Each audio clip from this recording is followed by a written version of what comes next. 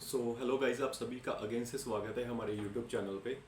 आप सभी ने थंबनेल में देख ही लिया होगा कि आज की इस वीडियो में हम आपको पंजाब गवर्नमेंट के द्वारा एक न्यू नोटिफिकेशन जारी किया गया है, जिसमें उन्होंने PSSB डिपार्टमेंट में टोटल 151 वैकेंसीज निकाली है, जिसमें कि नायब तहसीलदार की पोस्ट है, ऑडिट इंस्पेक्टर की एंड इंस्पेक्टर की पोस्ट है। इसकी टोटल संख्या जो भी है मैं आपको आगे इस वीडियो में बताऊंगा। एंड इससे पहले मैं आपको बताना चाहता हूं कि अगर आप इस चैनल पे न्यू है तो इस चैनल को सब्सक्राइब करें, ताकि आपको आने वाली न्यू नोटिफिकेशन जिसमें जॉब नोटिफिकेशन होगी आप उसको कैसे प्रिपेयर कर सकते हो, या आपके डेली टास्क जो आपको काफ़ी जगह पे ज़रूरत पड़ती है आप खुद से कैसे अप्लाई करके उनको अचीव कर सकते हो, ऐसी बहुत सारी इंफॉर्मेटिव वीडियोस आपको इस चैनल पे मिलेगी। सो इस वीडियो में मैं आपको PSSB डिपार्टमेंट के ज़रिए जो न्यू नोटिफिकेशन निकाला गया है उसकी फुल डिटेल देने जा रहा हूँ। इसको कब आप अप्लाई कर सकते हैं, इसकी लास्ट डेट अप्लाई करने की क्या है, कौन सी कैटेगरी के लिए कौन कौन सी वैकेंसीज अवेलेबल हैं, इसके अलावा इसकी फ़ीस क्या है, अलग अलग कैटेगरी के वाइज कितनी फ़ीस रखी गई है इसको अप्लाई करने की, इसकी लास्ट डेट क्या है फ़ीस पे करने की, इसके अलावा एज लिमिट क्या है, इसके अलावा आपको एजुकेशनल क्वालिफिकेशन क्या है इस टेस्ट को अप्लाई करने के लिए, वो भी इस वीडियो में फुल जानकारी दूंगा। मेक श्योर आप अपने पास एक नोटबुक और पेन ज़रूर रख लीजिए, क्योंकि इस वीडियो में मैं जो भी इन्फॉर्मेशन आपको बताऊंगा आप उसको राइट डाउन कर सकते हैं। एंड ये सारी इन्फॉर्मेशन आपको हेल्प करेगी अपने टेस्ट को प्रिपेयर करने के लिए। मैं इस वीडियो में आपको और भी बहुत सारी जानकारी देने जा रहा हूँ कि इस टेस्ट में आपको कौन कौन से सब्जेक्ट को पढ़ना पड़ेगा, किसको पढ़ के आप तैयारी अच्छी कर सकते हो, ये सारी डिटेल इस टेस्ट की इस वीडियो में आपको मिलेगी। ज़्यादा टाइम वेस्ट ना करते हुए चलिए शुरू करते हैं। मेक श्योर आप अपने पास एक नोटबुक और पेन ज़रूर रख लीजिए। दोस्तों, आप स्क्रीन पे जैसे ही देख सकते हो, मैं उम्मीद करता हूँ कि आपने अपने पास एक नोटबुक और पेन ज़रूर रखी होगी। तो चलिए शुरू करते हैं। स्क्रीन पे आप देख सकते हो ये जो ऑफिशियल नोटिफिकेशन गवर्नमेंट के द्वारा जारी किया गया है, इसमें आप देख सकते हो कि ये इश्तेहार नंबर 01/2025 दिया गया है, और ये इस साल का पहला नोटिफिकेशन है PSSB डिपार्टमेंट के ज़रिए से। आपको इसमें बताना चाहता हूँ, जैसे आप स्क्रीन पे देख रहे हो, इसमें इम्पॉर्टेंट डेट्स बताऊंगा टेस्ट की, कब फीस पे करनी है, कब अप्लाई करना है, लास्ट डेट क्या है अप्लाई करने की। इसके अलावा इसकी कुछ और इन्फॉर्मेशन आपको दूंगा कि टेस्ट है क्या और वैकेंसीज की डिटेल क्या है, इसकी क्या कैटेगरीज रखी गई हैं, ठीक है, कौन से रिजर्वेशन रूल्स इसमें अप्लाई किए गए हैं, अलग अलग पोजीशंस को लेके इसमें टोटल 3 पोजीशंस के लिए एप्लीकेशन फॉर्म जारी किए गए हैं। इसके लिए एजुकेशनल क्वालिफिकेशन क्या होगी वो भी बताऊंगा, पे स्केल कितना मिलेगा, आपकी जो सैलरी पर मंथ आएगी वो भी बताऊंगा इसमें। इसके अलावा एज लिमिट कितनी रखी गई है इस टेस्ट को अप्लाई करने के लिए और एलिजिबल होने के लिए, इसके बारे में भी आपको बताऊंगा। इस टेस्ट को अप्लाई करने के लिए अलग अलग कैटेगरी के वाइज अलग अलग फ़ीस भी रखी गई है, वो भी मैं आपको बताऊंगा, जैसे कि SC कैटेगरी की कितनी फ़ीस है, बैकवर्ड कैटेगरी की कितनी फ़ीस है, जनरल कैटेगरी या एक्स सर्विसमैन या डिसेबल पर्सनस के लिए क्या फ़ीस रखी गई है वो भी बताने जा रहा हूँ। इसके बाद आप 9 नंबर पे देख सकते हो इसकी जो चयन विधि है, या फिर इसके अलावा जो भी एग्जामिनेशन के रिगार्डिंग जानकारी है वो सारी इसमें दूंगा। आप इसे कैसे अप्लाई कर सकते हो वो भी बताने जा रहा हूँ। ये जो मेन इम्पोर्टेंट इसकी डिटेल है ये सारी अभी शेयर करने जा रहा हूँ, तो आप स्क्रीन पे बने रहिए। सबसे पहले आप देख सकते हो स्क्रीन पे इम्पोर्टेंट डेट्स क्या है इसमें। सबसे पहले आप देख सकते हो कि ये 27 जून को ये वाला जो नोटिफिकेशन है वो गवर्नमेंट के द्वारा जारी किया गया है। इसकी जो ऑनलाइन एप्लीकेशन सबमिट होने जा रही है वो होगी 1 जुलाई से, ठीक है। तो इसकी जो आखिरी डेट होगी इन एप्लीकेशंस को अप्लाई करने के लिए ऑनलाइन वो है 21 जुलाई शाम के 5 बजे तक। इसके बाद जो फीस पे करने की आखिरी डेट है वो इन्होंने 3 दिन बढ़ा के 24 जुलाई 2025 तक कर दी है। मेक श्योर आप अभी आपके पास काफ़ी टाइम है, अभी 2 दिन ही हुए हैं एप्लीकेशन फॉर्म आए हुए को, तो आप 21 तारीख से पहले पहले इसी मंथ इसको अप्लाई कर लें। अगर आपको अप्लाई करने में कोई प्रॉब्लम आती है, फॉर्म नहीं समझ आता है, तो आप हमारी हेल्प ले सकते हो। आप हमारे टेलीग्राम चैनल पे ग्रुप ज्वाइन कर सकते हो, जिसका लिंक मैंने अपने डिस्क्रिप्शन बॉक्स में दिया है। हम उधर आपका एप्लीकेशन फॉर्म अप्लाई कर सकते हैं अगर आप चाहो तो, ठीक है। इसके बाद आप देख सकते हैं अगेन से इन्होंने बताया है कि ये जो एप्लीकेशन फॉर्म है वो 1 तारीख जुलाई मंथ से 21 जुलाई शाम 5 बजे तक फिल किए जाएंगे ऑनलाइन ही। तो इसके बाद जो डिपार्टमेंट का नाम बताया गया है जिसमें ये वैकेंसीज आई हुई है और कौन सी असामी है, कौन सी वैकेंसी है, उनकी कितनी टोटल गिनती है, उसके बारे में ये डिटेल है। तो आप देख सकते हो नंबर 1 पर जो विभाग का नाम है वो है माल पुनर्वास अति आफत प्रबंधन विभाग पंजाब। सो इसमें 13 वैकेंसीज टोटल है और पोस्ट का नेम है नायब तहसीलदार। सो वैकेंसीज की गिनती नायब तहसीलदार की काफ़ी कम है। सो नायब तहसीलदार की पोस्ट की वैकेंसीज काफ़ी कम है, 13 नंबर दिए गए हैं। लेकिन फिर भी आपको डीमोटिवेट नहीं होना है। अगर आपको लगता है कि आप इसे प्रिपेयर कर सकते हो तो मेक श्योर आप टाइम वेस्ट मत कीजिए, इसे as soon as possible apply कीजिए एंड इसकी प्रेपरेशन करनी शुरू कर दीजिए। इसके बाद दोस्तों आप देख सकते हो सेकंड नंबर पे जो विभाग का नाम बताया गया है, डिपार्टमेंट का नाम, उसमें है चीफ ऑडिटर सहकारी सभावां पंजाब सहकारिता विभाग अधीन। इसमें जो वैकेंसी निकली है उसकी टोटल जो नंबरिंग है वो है 3 वैकेंसी है टोटल और पोस्ट का नेम है ऑडिट ऑफिसर, ठीक है।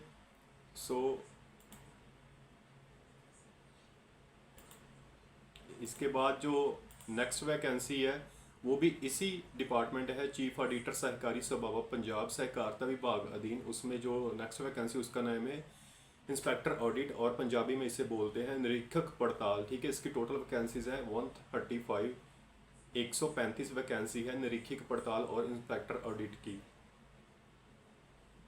मेक श्योर कीजिए आप इनको अप्लाई कीजिए। इसके बाद आप देख सकते हैं कि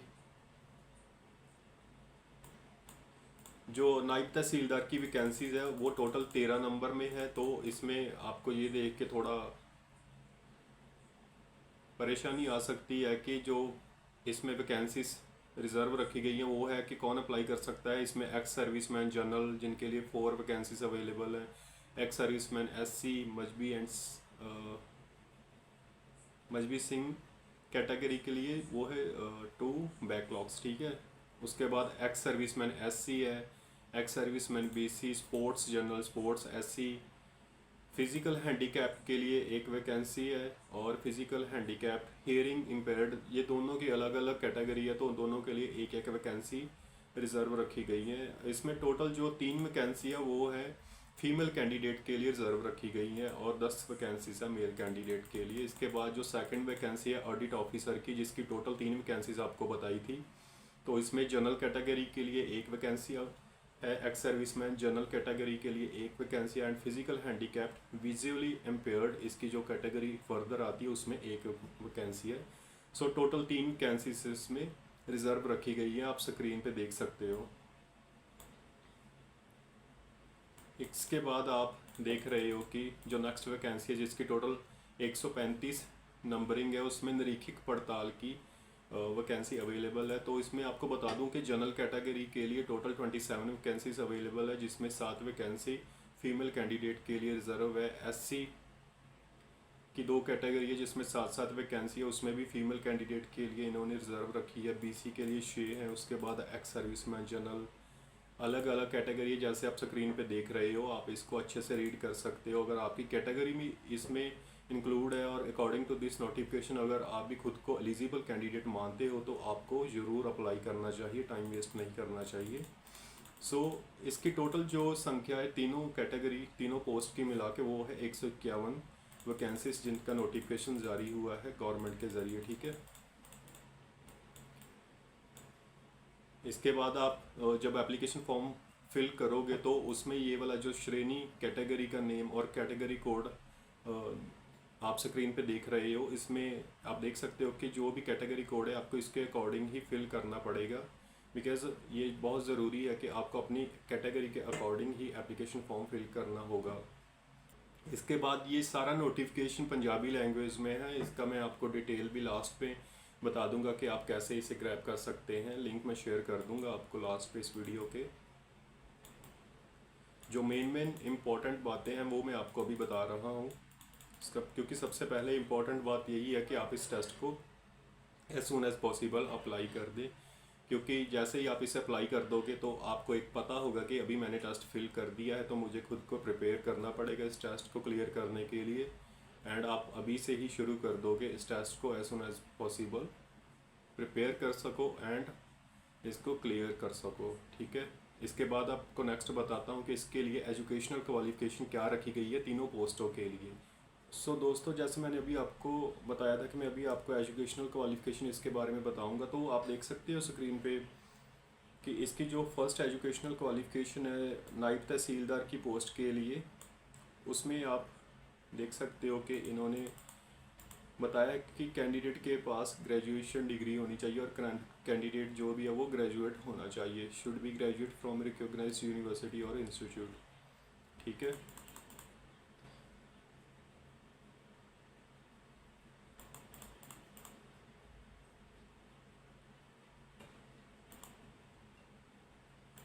इसके बाद जो सेकंड वैकेंसी आती है उसमें ऑडिट ऑफिसर की वैकेंसी है, जिसमें इन्होंने बताया है कि candidate should possess degree of chartered accountant और एम.कॉम।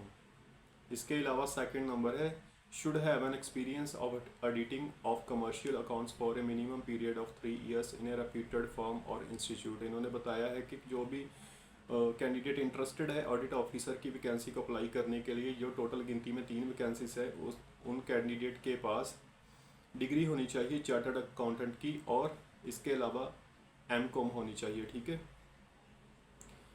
दोनों में से कोई एक एजुकेशनल क्वालिफिकेशन है तो कैंडिडेट एलिजिबल है इसके लिए अप्लाई करने के लिए। इसके अलावा इन्होंने एक्सपीरियंस की भी बात की है कि कैंडिडेट के पास एक्सपीरियंस होना चाहिए auditing of commercial accounts for minimum 3 साल का। इन्होंने बताया है किसी रेप्यूटेड फर्म और इंस्टीट्यूट के राही जहाँ पे कैंडिडेट ने काम किया हो 3 साल मिनिमम, ठीक है। इसके बाद जो नेक्स्ट वैकेंसी है वो है निरीक्षक पड़ताल की, ये तीसरी पोस्ट है जिसकी 135 वैकेंसी टोटल बताई गई है। इसमें बताया गया कि candidate should possess degree of BCom at least in second division from a recognised university. It means that कि कैंडिडेट के पास बीकॉम होना चाहिए जो एजुकेशनल क्वालिफिकेशन है, और बीकॉम उसने सेकंड डिवीज़न में पास की हो, ठीक है। अभी आप अपनी जो भी मार्कशीट मिली हुई है आपको बीकॉम की, आप चेक कर सकते हो कि कौन सी डिवीज़न में आपने पास की है। इसके अलावा इन्होंने बताया है कि should have passed a computer course at least 120 hours. 120 घंटे का कंप्यूटर कोर्स भी इन्होंने बताया है with hands on experience in the use of personal computer और information technology in office productivity application और desktop publishing application from a government recognised institution और reputed institution. इन्होंने बताया कि 120 घंटे का आपके पास एक कंप्यूटर कोर्स होना चाहिए जिसमें आपने पर्सनल कंप्यूटर को यूज़ करने की इंफॉर्मेशन टेक्नोलॉजी की जानकारी ली हो। इसके अलावा अगर आप जो आपके पास कंप्यूटर कोर्स है वो ISO 9001 सर्टिफाइड है तो भी वो चलेगा, ठीक है। इसका भी आपको ध्यान रखना होगा। अगर आपने ये वाला कंप्यूटर कोर्स अपने डिग्री कोर्स में भी एज ए सब्जेक्ट रखा था और इसे क्लियर किया था तो आपको बताना चाहता हूँ कि फिर भी आप एलिजिबल हो, फिर आपको अलग से इस कोर्स को नहीं दिखाना पड़ेगा। मेक श्योर आपने अपने जो भी बीकॉम की है उसमें अगर एक कंप्यूटर कोर्स रखा है जो इस कंप्यूटर कोर्स की रिक्वायरमेंट को पूरा करता है तो वो भी चलेगा, अलग से आपको दिखाने की ज़रूरत नहीं है। थर्ड नंबर पे इन्होंने बताया है कि जो भी कैंडिडेट है इस पोस्ट को अप्लाई करने के लिए उसने 10th लेवल में पंजाबी सब्जेक्ट पास किया हो। अगर आपने 10वीं क्लास में अपना पंजाबी सब्जेक्ट पास नहीं किया है मैट्रिकुलेशन एग्जामिनेशन में, आपने Punjabi as one of compulsory और इलेक्टिव सब्जेक्ट पास नहीं किया है, so you are not eligible to apply this post. So make sure कीजिए, पहले देखिए अगर आपने 10वीं क्लास में Punjabi language as a subject pass किया है तो आप एलिजिबल हैं इस पोस्ट के लिए। उसके बाद ही आप बीकॉम का देखिए और कंप्यूटर कोर्स का देखिए। इसके बाद आप देख सकते हैं आप ये भी देख सकते हो इन्होंने इस पॉइंट पे बताया हुआ है कि no person shall be appointed to any post in any service by direct appointment unless he has passed matriculation examination with Punjabi as one of the compulsory or elective subject or any other equivalent examination in Punjabi language which may be specified by government from the time to time। अगर आपने Punjabi language as a compulsory और elective subject 10वीं class में पास नहीं किया, so you are not eligible to apply this post. So time waste मत कीजिए। अगर 10वीं क्लास में आपने पंजाबी सब्जेक्ट पास नहीं किया तो आप मूव कर सकते हैं, अदरवाइज़ आप इस वीडियो पे बने रहिए।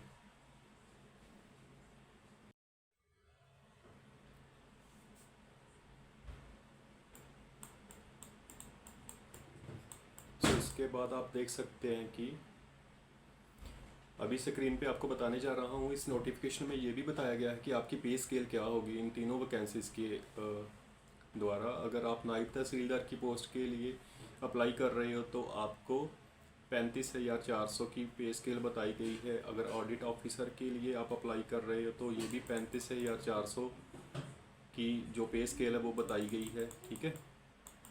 इसके बाद जो थर्ड वैकेंसी निरीक्षक पड़ताल उसकी भी 35,400 की पे स्केल बताई गई है। इसको जो फर्दर डिटेल है वो भी इन्होंने मेंशन की हुई है। मैं आपको ये वाला नोटिफिकेशन भी डिस्क्रिप्शन बॉक्स में लिंक शेयर कर दूंगा, और इसे डाउनलोड भी कर सकते हो, अच्छे से पढ़ भी सकते हो क्योंकि ये पंजाबी लैंग्वेज में दिया गया है। सो मेक श्योर आप इसे खुद भी एक बार पढ़ लें, ठीक है। उसके बाद आप देख रहे हो कि इसमें एज लिमिट भी बताई गई है कि कौन से कैंडिडेट एलिजिबल है, कितनी एज तक के इसे अप्लाई कर सकते हैं। सो इन्होंने बताया है कि किसी भी श्रेणी के उम्मीदवार की उम्र 18 साल तो घट नहीं होनी चाहिए।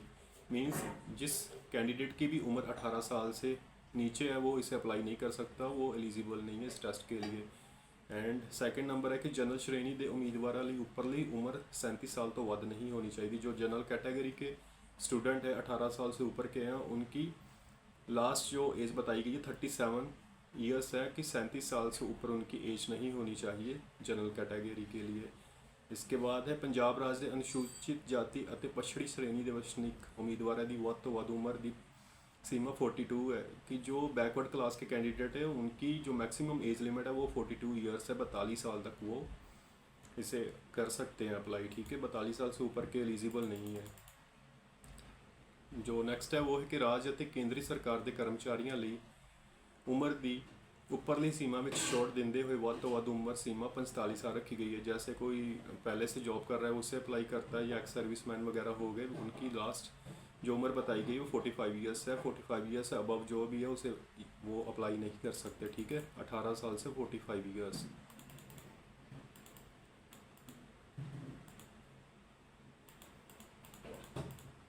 जो नेक्स्ट है कि पंजाब के वसनीक दिव्यांग उम्मीदवारों लिए उम्र की उपरली सीमा विच 10 साल की छूट देते हुए वध तो वध उम्र सीमा 47। जो डिसेबल पर्सन होते हैं उनके लिए जो मैक्सिमम एज लिमिट रखी गई है वो है वो 47 ईयर्स, ठीक है।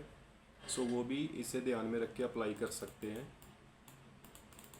इसके बाद आप देख रहे हो जो मेन इसका है फीस क्या रखी गई है सभी कैटेगरीज के लिए। तो पहले आप देख सकते हो कि जो जनरल कैटेगरी के स्टूडेंट हैं उनके लिए पर कैंडिडेट इन्होंने 1000 रुपीज़ रखी है गवर्नमेंट फ़ीस, ठीक है। ऑनलाइन पे होगी।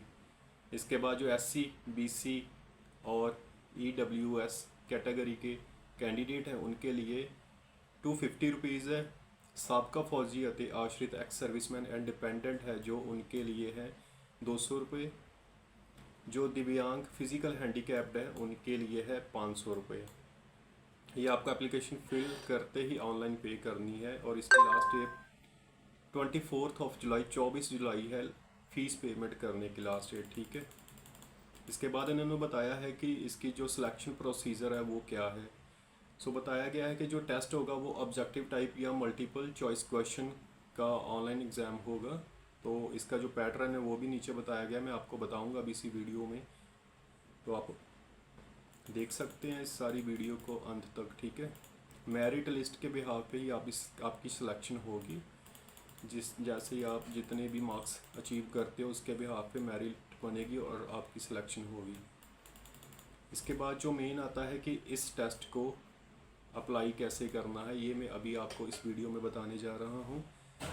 सो अगेन से बताता हूँ कि 1 जुलाई से ये टेस्ट शुरू हो चुका है और 21 जुलाई इसकी लास्ट डेट है शाम के 5 बजे तक। सो मेक श्योर कीजिए इस डेट से पहले आप अपने डॉक्यूमेंट चेक करके इसे अप्लाई कर लीजिए अगर आपको लगता है कि आप एलिजिबल हो इस टेस्ट को अप्लाई करने के लिए।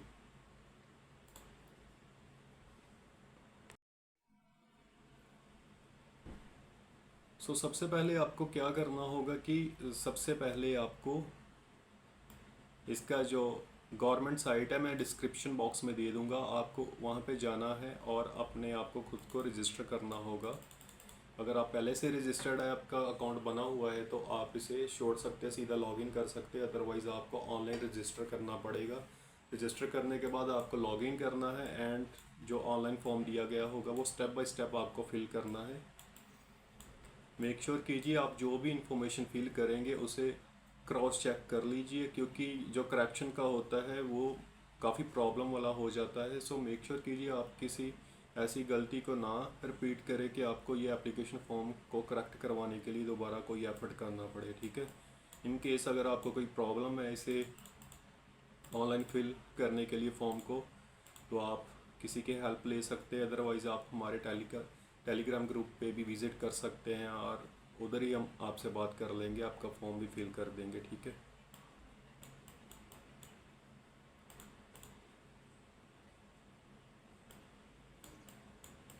इसके बाद जो मेन है मैं वो भी आपको बताने जा रहा हूँ कि इसमें जो टेस्ट का सिलेबस है वो भी बताया गया है कि आपको क्या क्या स्टडी करना चाहिए, कैसे आप खुद को प्रिपेयर कर सकते हैं।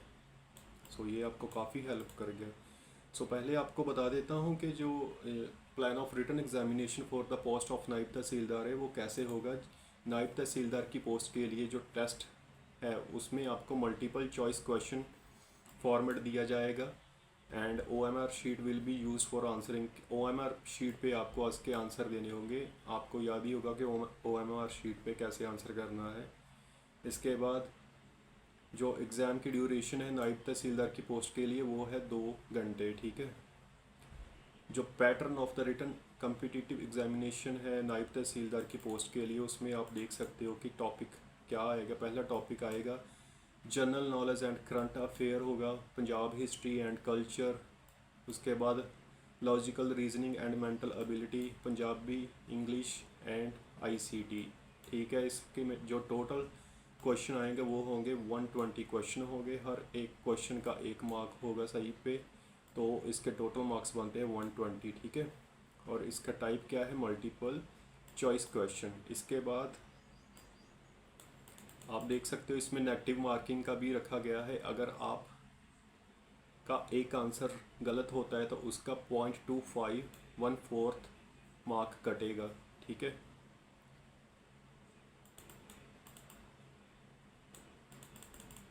इसके बाद बताया गया है इंडिकेटिव कंटेंट ऑफ सिलेबस। ये भी आप खुद से पढ़ सकते हो, नोटिफिकेशन आपको दे दूंगा क्योंकि वीडियो काफ़ी लंबी हो जाएगी। इससे अच्छा है कि इतना जो भी इसका सिलेबस बताया गया है, जैसे इसमें बताया गया है general knowledge and current affair of national and international importance including, इसमें polity issue, environmental issues, current affairs, science and technology, economic issues, history of India with special reference to Indian freedom struggle movement, sports, cinema, literature and geography के related question पूछे जाएंगे, जिसका weightage total बताया गया है 30।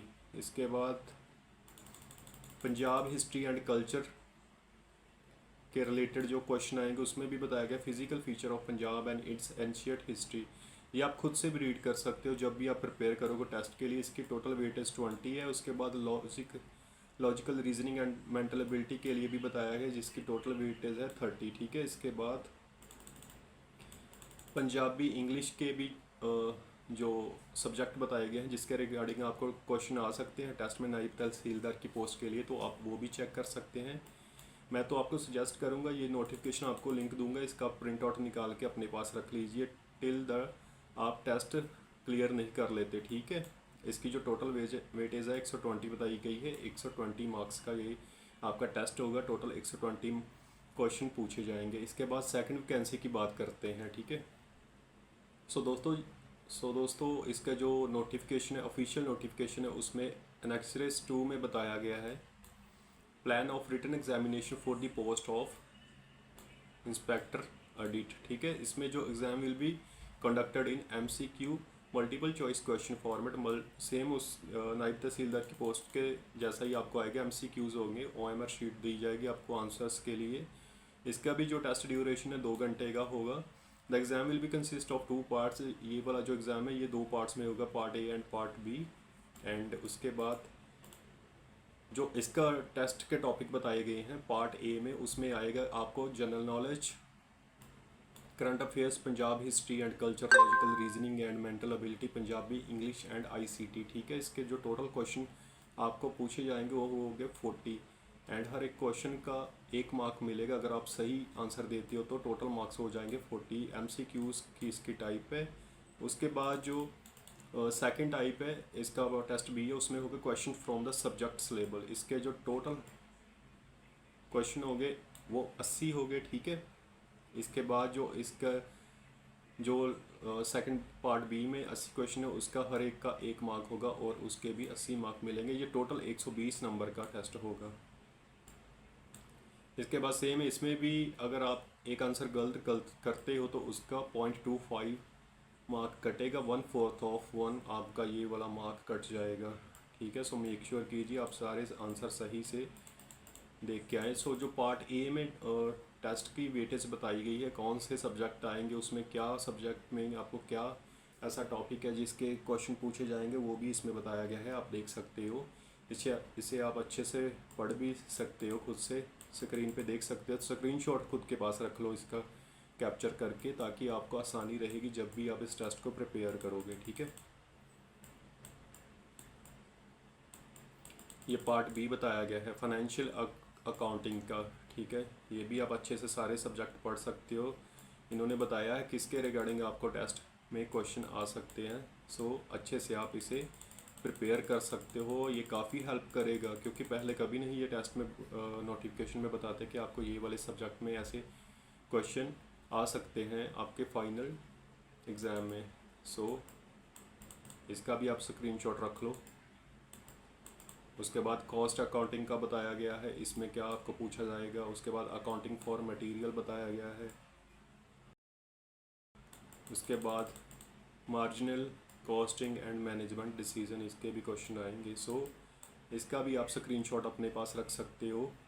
सो साथियों, ये थी सारी वीडियो इस टेस्ट की कि आप इस टेस्ट को खुद से कैसे प्रिपेयर कर सकते हो, कब इसके जो एप्लीकेशन फॉर्म है ऑनलाइन फिल करने के लिए रेडी है, आप कब फिल कर सकते हो, इसकी लास्ट डेट क्या है अप्लाई करने की। इसके अलावा आप इसकी फ़ीस है जो वो कब तक पे कर सकते हो। पे कर दी अगर आपने फ़ीस, तो आपको ये जो 3 पोस्टें बताई गई हैं इसके लिए खुद को कैसे प्रिपेयर करना है, कौन से टेस्ट में सब्जेक्ट आएंगे, कौन से टॉपिक आएंगे जिसके रिगार्डिंग आपको खुद से तैयारी करनी है। सो ये सारी इन्फॉर्मेशन आपको इस वीडियो में मिल चुकी है। इन केस अगर आपको कोई असिस्टेंस चाहिए हमारी आपका एप्लीकेशन फॉर्म अप्लाई करने के लिए या कोई और असिस्टेंस, आप हमारे टेलीग्राम चैनल को ज्वाइन कर सकते हैं जिसका लिंक डिस्क्रिप्शन बॉक्स में मेंशन है। अदरवाइज़ आप हमारे चैनल को ज़रूर सब्सक्राइब करें, लाइक करें, कमेंट करें एंड अपने साथियों के साथ ज़रूर शेयर कीजिए, ताकि आपको आने वाली इम्पॉर्टेंट इन्फॉर्मेशन इस चैनल के ज़रिए सबसे पहले मिलती रहे। So till then thank you and मिलते हैं आपको नेक्स्ट वीडियो में।